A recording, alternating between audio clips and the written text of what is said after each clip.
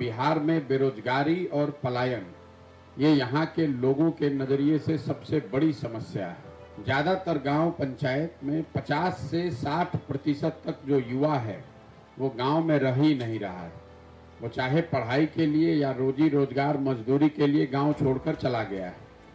गांव में जब हम लोग जाते हैं तो या तो वहाँ पर बुजुर्ग लोग मिल रहे हैं, महिलाएं और बच्चे मिलते हैं। जिन पंचायतों प्रखंडों में बाढ़ का प्रकोप है वहां पर पलायन का आलम है 60-70% से भी ज्यादा।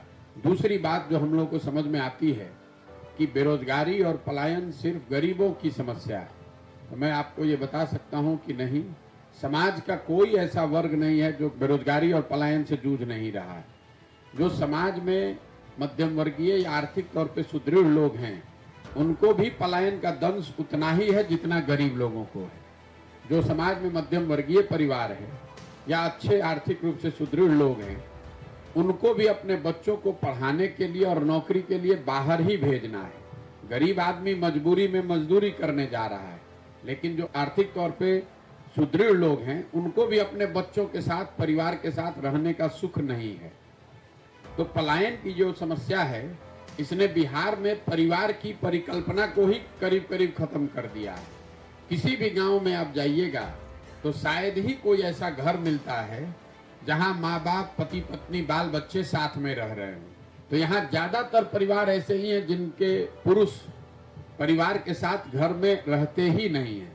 वो होली दशहरा परिवार के साथ नहीं मना सकते हैं।